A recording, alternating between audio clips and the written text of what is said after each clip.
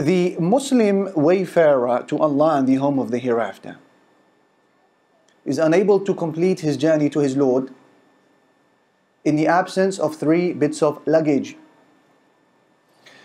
These 3 bits of luggage were manifest in the lives of all of the prophets and messengers. And these pieces of luggage were present and are present and will continue to be present with every righteous Muslim and Muslimah till the end of time.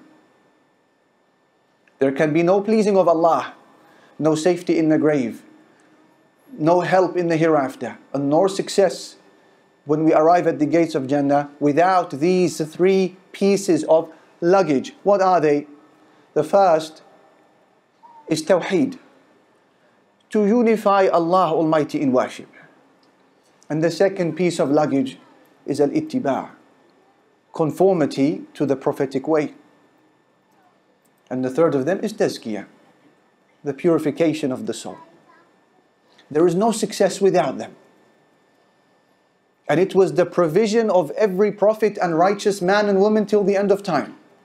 As for Tawheed, وَمَا خَلَقْتُ الْجِنَّ وَالْإِنسَ إِلَّا لِيَعْبُدُونَ, Allah said, I've only created the jinn kind and mankind so that they may worship me.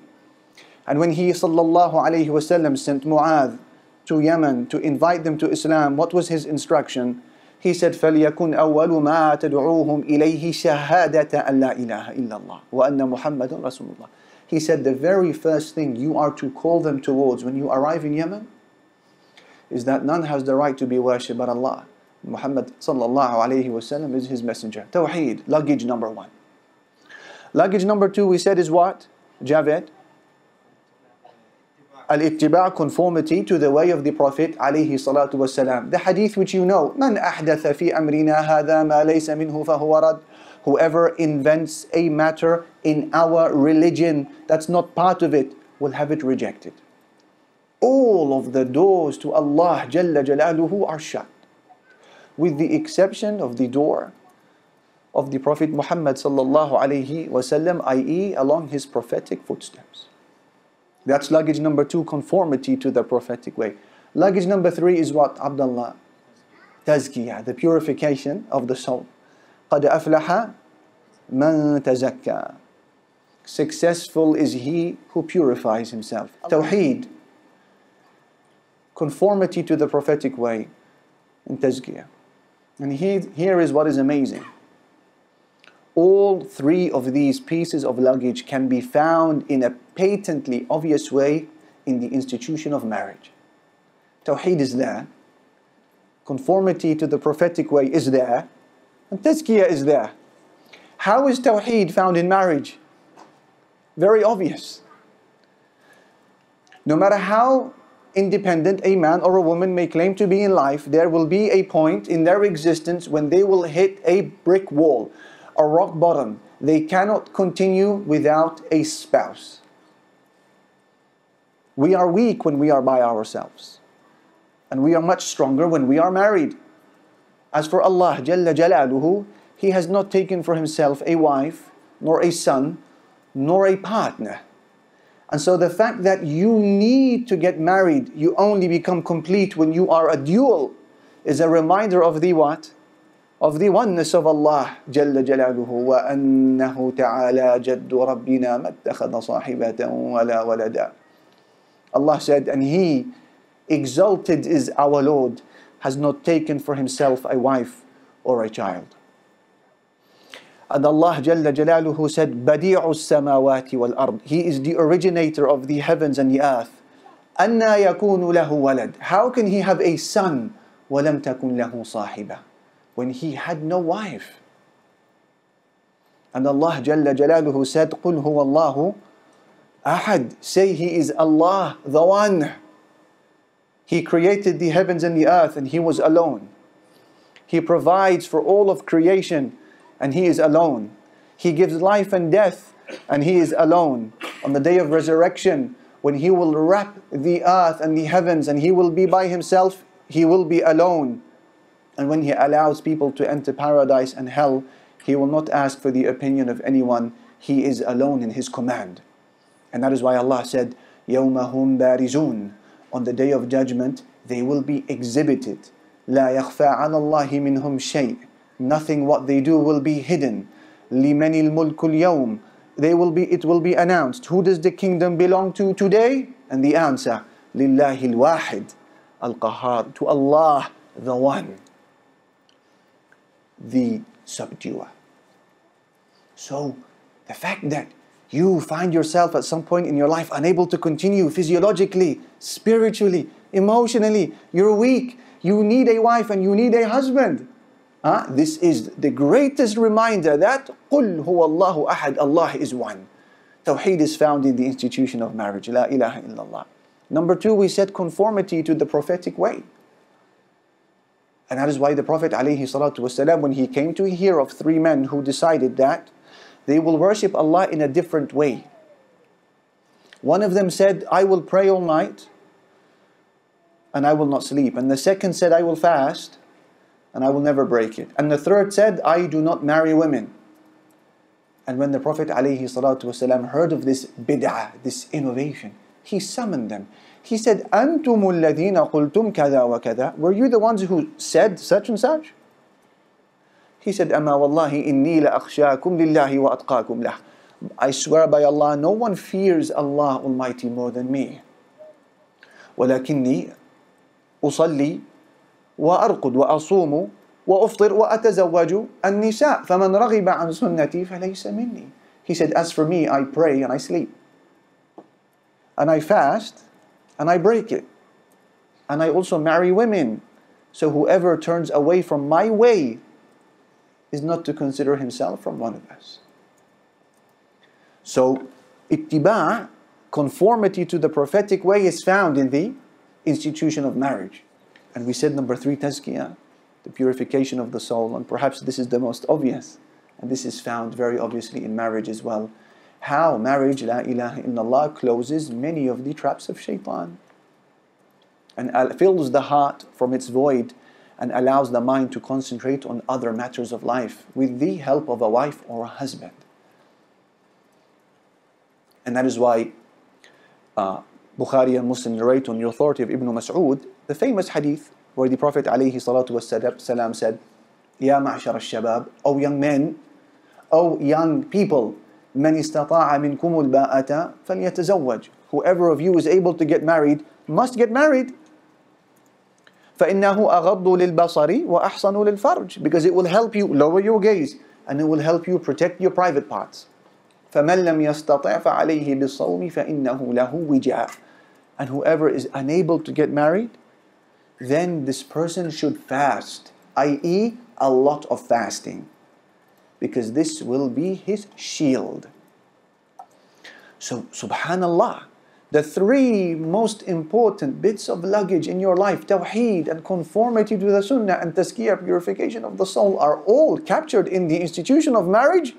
Therefore, no surprise that the Prophet ﷺ said in the hadith which Al-Bayhaqi narrates, Man tazawwaja faqad istakmala nisfa ad-dini falyattaqi Allah fi nisf al-baqi. Whoever marries has completed half of his faith. And so let him fear Allah with respect to the other half. Why have we chosen the topic of married ever after? There are so many other topics that we could have covered. But in all honesty, in many of these topics, especially in this moment in time, you will find that they relate to some people but not others. Should you take a detailed fiqhi jurisprudential topic, it might affect some but not others. If this series was about the ruling of zakah, and we need it, it might affect those who have money, but it will not affect those who don't. If this series was about, say, nahu, grammar, sarf, morphology, balagha, rhetoric, it will affect those who want to specialize, but it will not affect others. If we wanted to speak about debate, how to give and take with atheists, it may affect some of us who would like to push ourselves in this domain, but it may not affect others who feel it's beyond them. However, when you address the topic of marriage in Islam, it should affect every single Muslim on planet Earth. Because either you are married and you are happy, or either you are married and you are unhappy, or either you are unmarried and happy, or either you are unmarried and unhappy, one way or another, this topic is going to affect you. Why have we chosen the topic of married ever after? I'm going to share with you 7 headings. And the first of them is this. We have chosen this particular topic because az-zawaj, marriage, is the way of the prophets and messengers before us. Every one of the prophets, with perhaps a few exceptions, who don't affect the rule, had wives. And some of those prophets had multiple wives. Allah Jalla Jalaluhu said, وَلَقَدْ أَرْسَلْنَا رُسُلًا مِّن قَبْلِكَ. We sent messengers before you. وَجَعَلْنَا لَهُمْ أَزْوَاجًا وَذُرِّيَّةً. And we made for them wives and children. So they all had wives, with the exception perhaps to Jesus, son of Mary, Isa alayhi salatu wasalam. Some of the scholars, they say he married Maryam al-Majdaliyah during his life. Others, they say it's unlikely that he did that. Some, they say when he comes back to planet Earth, he will remarry. Others, they say we don't really have knowledge of that. But it's an exception to the rule in all cases. Yahya alayhi salatu wasalam, John the Baptist, some have said that he didn't actually marry during his life, based upon how Allah described him, hasura. But there is a difference of opinion as per what is meant by hasur. But generally speaking, all of the prophets and messengers, in their thousands, had wives. So this is cause number 1 behind our choosing of this topic. It was the way of the prophets and messengers. Number 2, marriage in Islam is seen as a garment, a libas, that no Muslim can do without.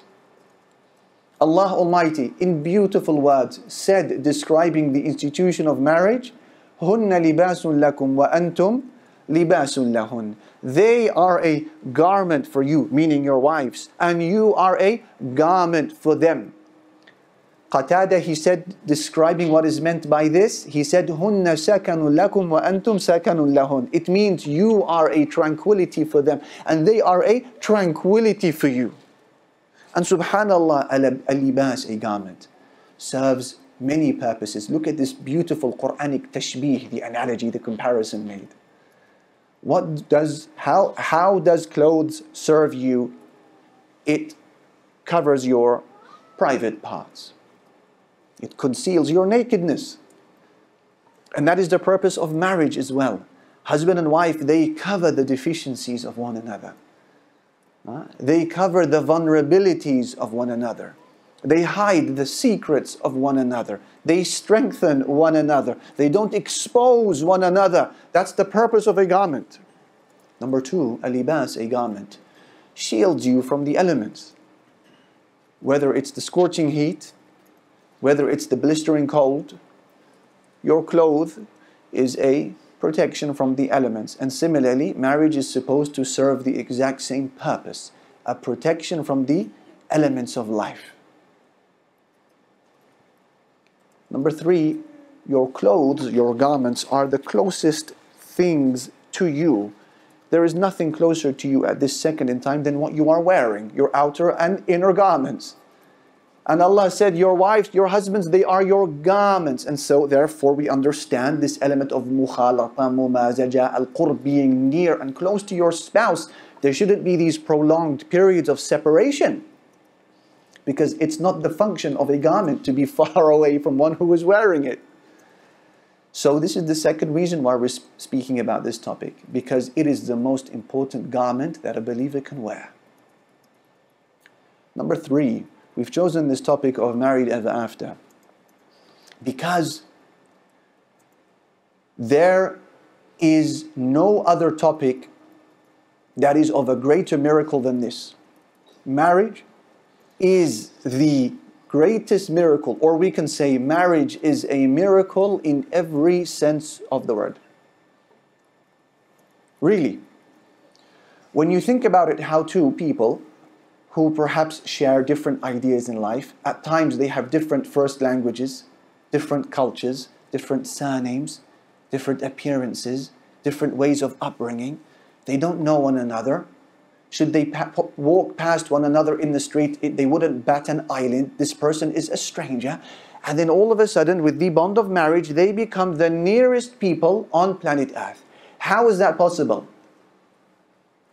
وَهُوَ الَّذِي خَلَقَ مِنَ الْمَاءِ بَشَرًا. Allah said, I was the one who created from water human beings. فَجَعَلَهُ نَسَبًا وَصِهْرًا. And He made this person a relative by means of marriage and lineage. وَكَانَ رَبُّكَ قَدِيرًا. And your Lord is certainly most capable. It's a miracle. Previously they did not know one another. Previously they meant nothing for one another. Should one pass away, it wouldn't affect the other. They are strangers. And then all of a sudden, through marriage, this person becomes the nearest individual to you on earth. Such that if they were to travel for work, for example, and back in the days when they traveled for work, it wasn't like nowadays a weekend, Friday to Sunday. Sometimes it would be months on end, sometimes years on end, looking for your provisions. And the pain that they would experience during that moment of departure. And in the coming weeks, I'm going to share with you some of the poetry that was said by the Arabs who were bidding farewell to their wives before they traveled for months and years. You will see, as Ibn Taymiyyah said, the pain that they experienced during that time of departure was similar to the pain of death. How did that happen when they used to be strangers to one another? It is called the miracle of marriage. That is reason number what, brothers? That is reason number 3. As for reason number 4, we've chosen the topic of married ever after because marriage is the most wholesome form of enjoyment that life could provide. Perhaps coming second place only to the enjoyment of being a Muslim. And that is why the Nabiyul Kareem sallallahu alayhi wa sallam said, "Ad-dunya mata'." The hadith of Muslim on the authority of Abdullah ibn Amr ibn al-As. Ad-dunya mata'. Life is an enjoyment. وَخَيُّرُ مَتَاعِهَا الْمَرْأَةُ الصَّالِحَةُ. And the best form of worldly enjoyment is the righteous woman. And the companions had a question for the Prophet alayhi salatu wasalam. They said to him, Ya Rasulullah, ayyul mali nattakhid. O Messenger of Allah, what type of money should we acquire? Animals, land, livestock, currency. What type of wealth should we acquire? He gave them an answer that they were not expecting. He said to them, لِيَتَّخِذْ أَحَدُكُمْ قَلْبًا شَاكِرًا وَلِسَانًا ذَاكِرًا وَامْرَأَةً صَالِحَةً تُعِينُ أَحَدَكُمْ عَلَى أَمْرِ الْآخِرَةِ. The money, the wealth that you should require is a heart that is grateful to Allah, and a tongue that is in praise of Allah, and a righteous woman, underline this, a righteous wife who will help you in your journey to the hereafter. It is the most wholesome form of enjoyment that a human being can experience in the life of this world, coming second place perhaps only to the joy of believing in Allah and worshipping Him. Number 5, the reason why we've chosen this topic is because marriage is the widest route to the objective of peace and inner tranquility. And just ask those who are experiencing the opposite of this marital discord, they will tell you that nothing can sap you of happiness, and contentment and tranquility than being disunited with your wife or husband. And I quote to you the ayah that you've all memorized. This is the go-to ayah in the marriage ceremonies and the marital occasions. The ayah from Surah Ar-Rum, where Allah said, and we will recite it and then we will break it down step by step. Because it is fi samimi mawdu'ina. It's at the heart of what we are discussing, this ayah. It's the crux. It's the asıl. Where Allah said, وَمِنْ آيَاتِهِ. From the signs of Allah. أَنْ خَلَقَ لَكُم مِّنْ أَنفُسِكُمْ أَزْوَاجًا. That He has created from yourselves spouses. لِتَسْكُنُوا إِلَيْهَا. So that you may find comfort in her. وَجَعَلَ بَيْنَكُمْ مَوَدَّةً وَرَحْمَةً. And He's placed between you affection and mercy. إِنَّ فِي ذَلِكَ لَآيَاتٍ لِقَوْمٍ يَتَفَكَّرُونَ. There are indeed signs in this for people who, what? Who think. Rewind and take this ayah bit by bit. Allah said, وَمِنْ آيَاتِهِ. And from these signs of Allah, signs of what? From the signs of the oneness of Allah, from the signs of the power of Allah, the capability of Allah Jalla Jalaluh, the sovereignty of Allah Jalla Jalaluh. From His signs is what? That He has created from amongst you spouses.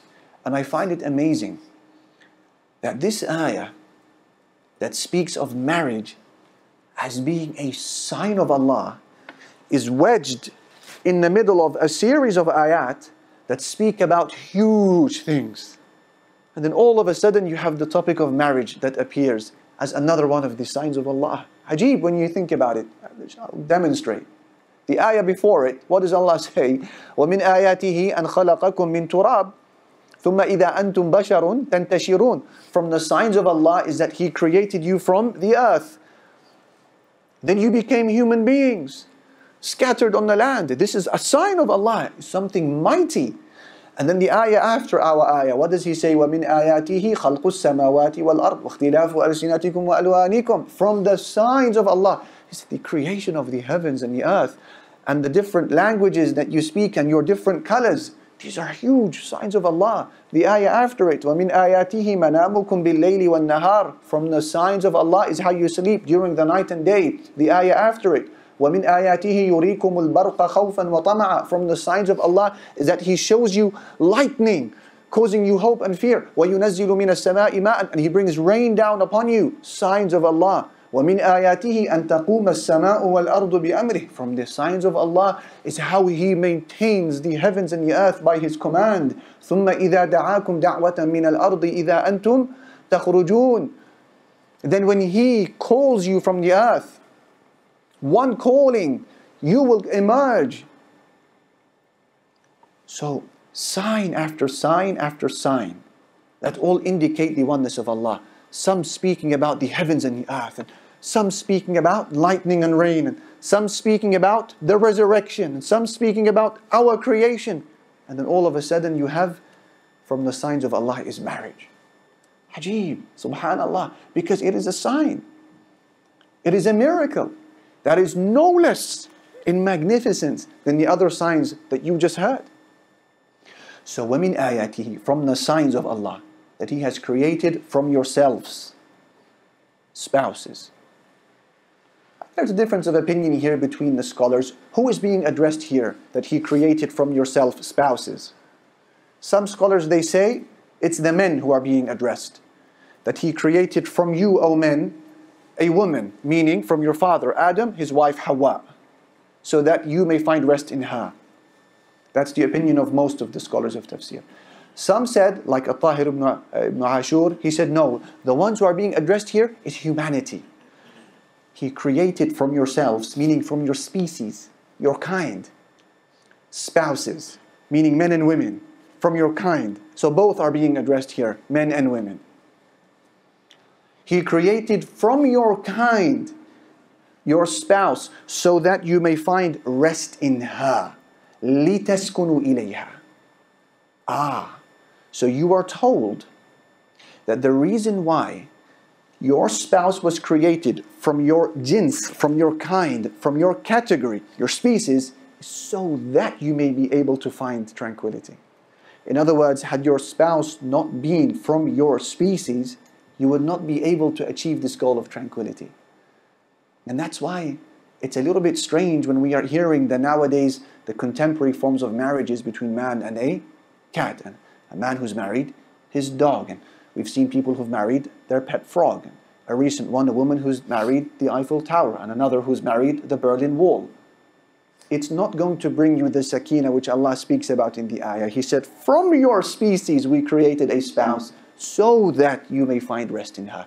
This is called the lam al-ta'lil, the lam of causation. Created from yourself so that you may find peace in her. Meaning this causes this. لِتَسْكُنُوا إِلَيْهَا. Notice how Allah did not say لِتَسْكُنُوا عِنْدَهَا, so that you may find peace at the place of your spouse. عِنْدَهَا, the preposition of عِنْدَ. No, the ayah said لِتَسْكُنُوا what? إِلَيْهَا, which translates as so that you may find peace inha. Not at the place of your spouse.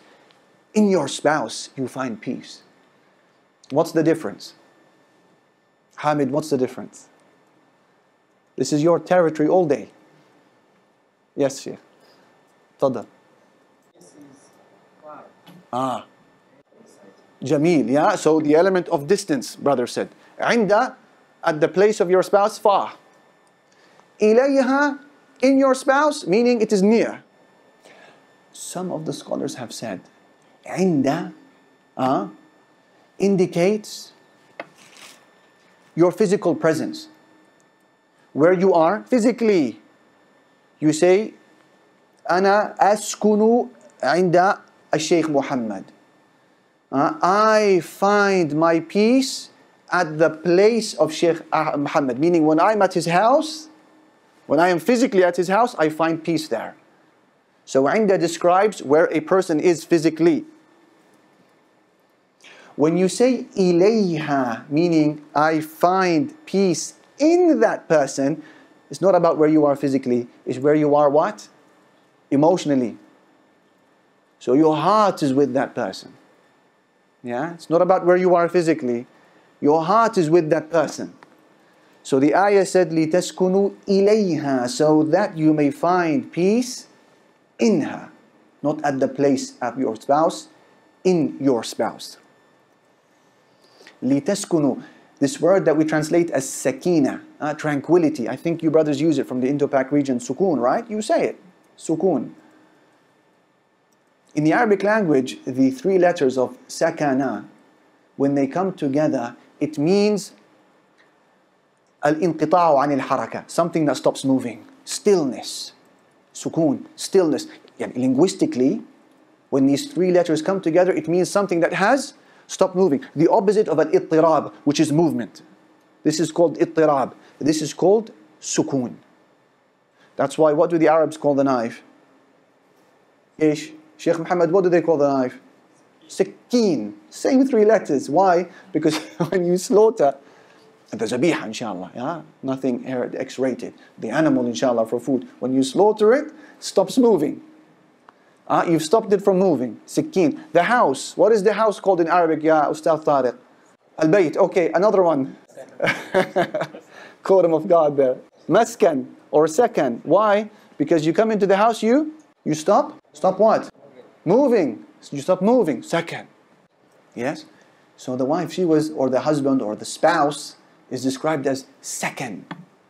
Why? Because you have this image of someone who's moving around by day, making the money, bringing the bread home, and stress and people and kada, and then you come home and khalas, all of a sudden there is no more movement.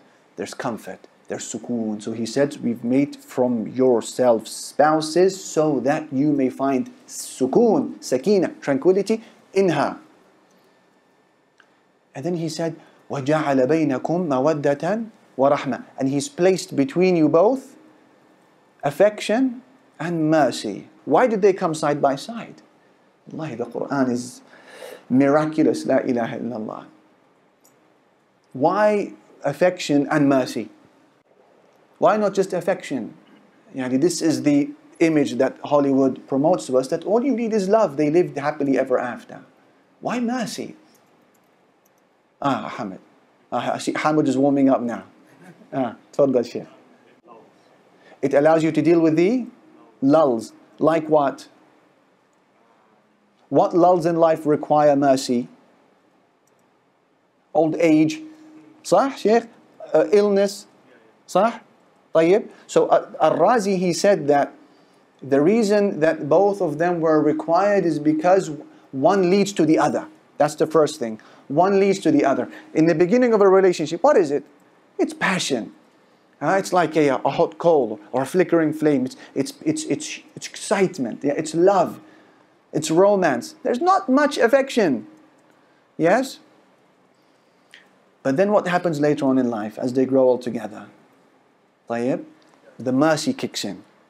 So now they can't live with one another. They feel sorry for one another. There's sorrow for one another. So he's placed between you affection and mercy. There's going to be a whole dars just on this ayah, inshallah. We will have it, bi'idhnillah, in the coming weeks. So in the first part of a marriage, there is a huge amount of love. Later on, there is mercy. Allah said there is both between. Furthermore, subhanallah, At-Tahir ibn Ashur, he says this. He says some of the strongest relationships that a person has in his or her life is defined by mawadda, affection. So the friends that you have, if I was to ask you, tell me about your relationship with him, my brother, you will say, wallahi, mawadda, affection, very strong affection. That's between you and your friends. And some of the strongest relationships are defined by rahmah, mercy. Like the relationship between father and son, mother-daughter, parent and child. There is mercy there, more than anything else.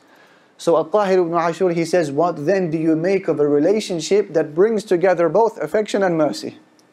La ilaha illallah. That is marriage, when it is done correctly and is played properly. That is the purpose of this series, to unlock all of these gems and these ideals that we are speaking about. So we've said the reason why we are speaking about the topic of marriage is because it's the way of the prophets before us. And we said that it's a garment that you cannot do without. And we said that it is a miracle in every sense of the word. We said it is the most wholesome form of enjoyment dunya has to offer. And it is the widest door that leads to sakina, tranquility. Number 6. The reason why we are speaking about this topic is because the decline of the institution of marriage is the marker of the decline of nations. Yeah. Society starts at the smallest possible level.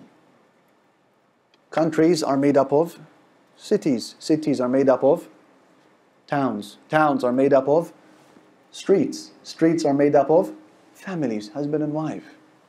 And so if it is broken at the base level, it is broken all the way top. All the way at the top. And there was a world famous historian by the name of Edward Gibbon. And he studied the rise and fall of the Roman civilization. And he said that the Roman civilization declined because of 5 features that became salient in their civilization. He said, number 1, there was a weakening in the sense of individual responsibility. Nobody felt responsible and accountable for the welfare of society, family, community, religion.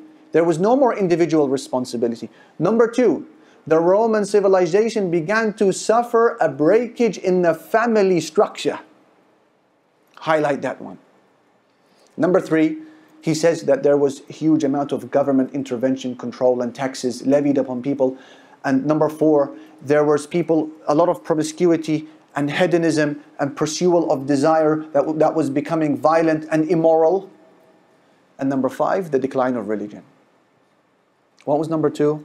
Number 2 was the breakdown of the family unit, was what caused the decline of the Roman civilization. So this topic marks the rise or fall of civilizations. And number 7, and this is the last of the 7 points I wanted to share with you, and that is the reason why we are speaking about married ever after is because Shaitan places a lot of his investments in this topic. Muslim narrates on the authority of Jabir that the Messenger sallallahu alaihi wasallam said, "Inna Iblisa yada'u arshahu ala al-ma'." Iblis establishes his throne upon water. ثُمَّ يَبْعَثُ سَرَايَاهُ. Then he sends out his troops to cause corruption. He said, فَأَدْنَاهُمْ مِنْهُ مَنْزِلَةً أَعْظَمُهُمْ فِتْنَةً. And the end of that evening, the shaitani troop who will be nearest to Iblis is the one who causes most corruption. يَجِيءُ أَحَدُهُمْ فَيَقُولُ فَعَلْتُ كَذَا وَكَذَا. They will report back to their lead, Shaitan Iblis, and they will say, I did such and such. Corruption. Iblis will say, مَا فَعَلْتَ شَيْئًا. You've done nothing. Then a second one will come and he will say, مَا تَرَكْتُهُ حَتَّى فَرَّقْتُ بَيْنَهُ وَبَيْنَ امْرَأَتِهِ. I did not leave those 2 married individuals till I separated between them. Then Iblis will say to him, نِعْمَ أَنْتَ. You are the one. And in another narration of Al-A'mash, he adds, وَيَلْتَزِمُهُ. And he brings him near to him. You are the one. You've separated between husband and wife. This is it. And as a rule, my brother, my sister, when Shaitan puts his money for a cause, we are to pay attention. He has invested so much time and effort, and his men, into destroying the institution of marriage. Maqsadun shaytani. It is a satanic ambition to see divorce a feature of a society. And when you ask yourself the question, why does he invest so much time and effort in this? Well, you look at the ramifications of divorce. In many cases, not all, but in many and sometimes most, the husband is derailed from his religion. And he's now experimenting.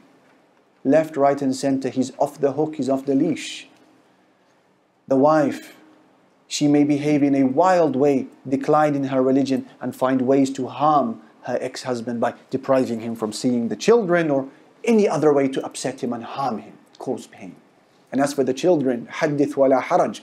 Allahul musta'an, what happens to the children who come from a broken home? In most cases, not all. Ian Duncan Smith, who is the ex-Work and Pension Secretary of the UK, he said that children who come out of broken homes are 9 times more likely to commit crime than children who come out from stable homes. Other statistics, they say that children who come from a broken home are more likely to be obese than they are to be healthy. Children nowadays are more likely to have a smartphone than they are a father. Children nowadays, if trends continue in the UK as they are at this moment in time, there is a 1 in 3 chance that children before the age of 15 will not be in a home with a mother and father, but with one or the other. It is a musibah, it's a calamity. And the tsunami of marital breakdown is battering the coasts of humanity, not just the Muslims. Take a look at the statistics. It's not just us who are being affected. It's a worldwide phenomena. There is an issue. In the 1930s, 1 in 7 marriages ended in divorce in America.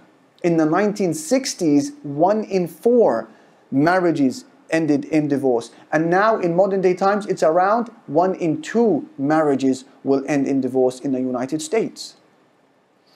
In China, there is a huge surge now in the filings for divorce, so much so that courts are now requiring couples to carry out an exam before they can file for a divorce to try to limit it. And then when you turn to a country like Egypt, with one of the biggest Muslim populations, certainly in the Arab world, there is a divorce that's happening there every 2 minutes.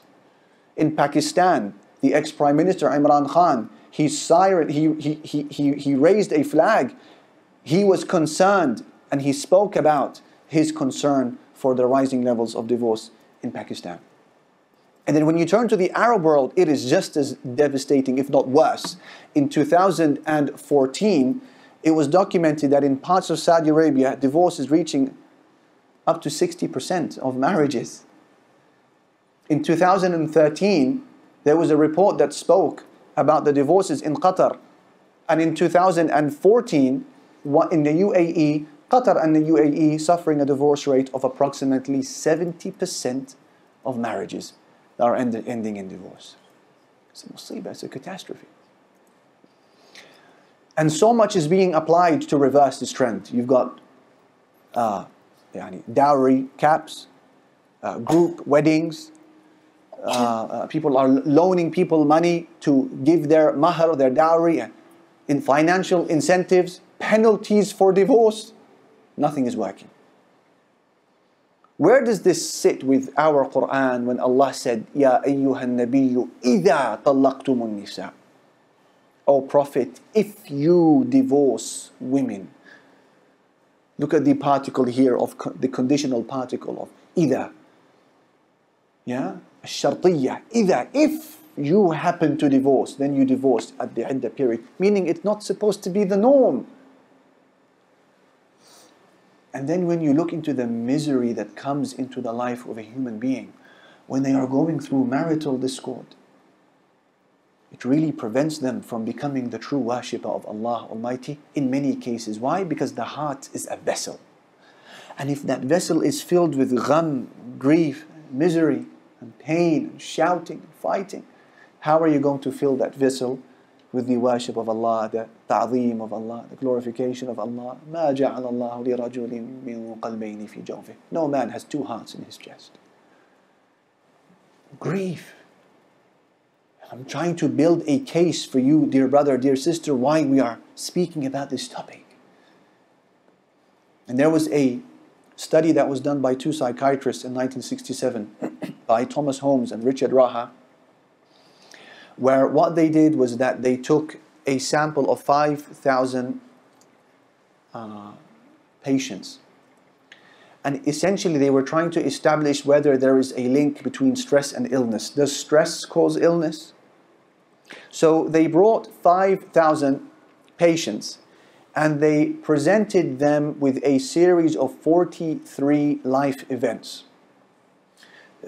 Death, divorce, bankruptcy, 43 disasters that a person can experience, and each one of these life experiences had a particular scoring and a weight to correspond to the stress.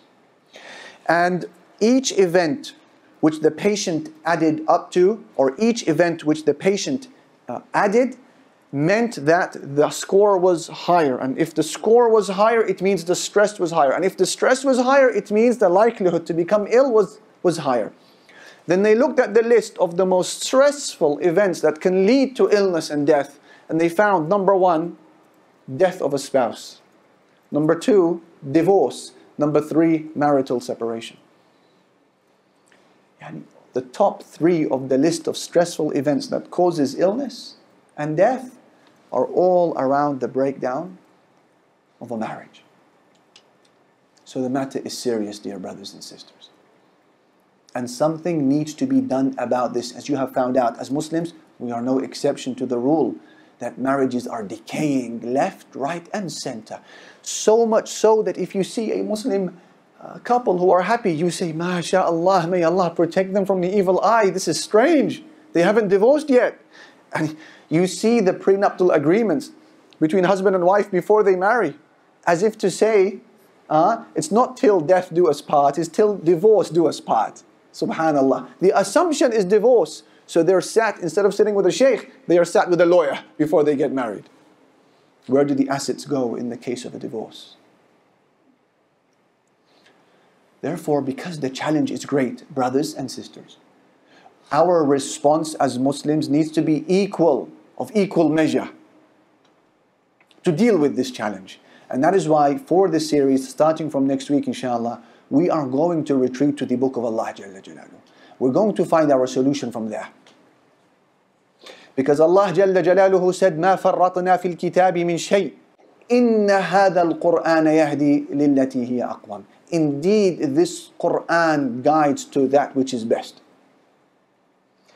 And Allah Almighty said, مَا كَانَ حَدِيثًا يُفْتَرَى. The Qur'an was not a forged tale. وَلَكِنْ تَصْدِيقَ الَّذِي بَيْنَ يَدَيْهِ. But it was a confirmation of what came before it. وَتَفْصِيلَ كُلِّ شَيْءٍ. And a description, a detailed description of all things. وَهُدًى and guidance. وَرَحْمَةً and a mercy لِقَوْمِ يُؤْمِنُونَ for people who believe. So we're going to go to the book of Allah. And the method of the series is not going to be one whereby we're going to take a marital problem and a solution, and a problem and a solution. La. This is not the Quranic way aslan. The Quranic way is that it gives usul, it gives foundations. It gives principles to help you manage the difficulty in your life and to keep your challenges at bay. We're going to go through maybe a dozen or so plus or minus principles from the book of Allah. And these principles that I'm going to share with you have 3 characteristics. These principles will be universal, meaning they apply everywhere. And they will be timeless, meaning they apply at every period in time. And they will be self-evident, meaning you cannot argue a case against them. That would be foolish. It's self-evident. We will start this bi'idhnillahi ta'ala as of next week. And we're going to discover insha'Allah that it's not marriage that makes you happy. You are the one who makes your marriage happy. Happiness is not a dream It is a choice that we are able to make if we understand these principles and apply them.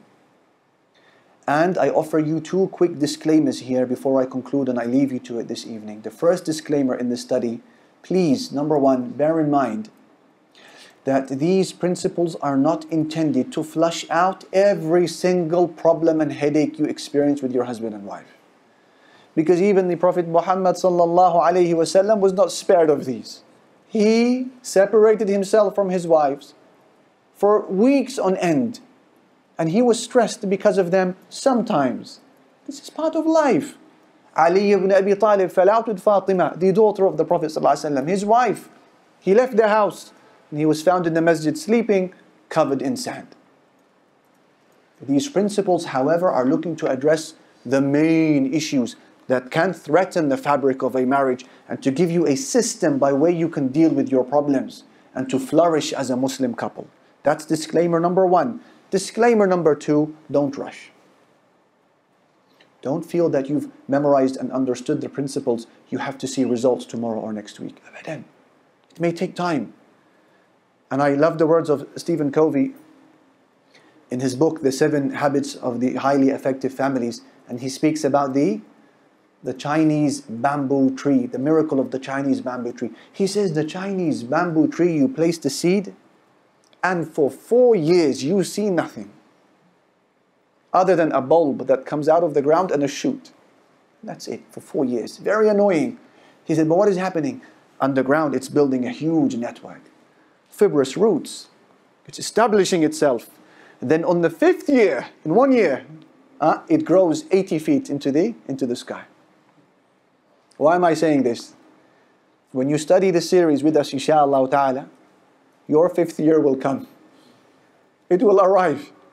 It may happen next year, it may happen next month. Don't rush. Understand the principles first. Then apply them one at a time. Secondly, then leave it to Allah Jalla Jalaluhu to allow your seed to germinate when He wishes. But it will come bi'idhnillahi ta'ala with patience and reliance upon Allah Jalla Jalaluhu. We will discover inshallah that living happily ever after with your husband and your wife is not a mystery. It's a mastery of certain skills. We're going to share them bi'idhnillahi ta'ala. Wa sallallahu ala nabiyyina Muhammad walhamdulillahi.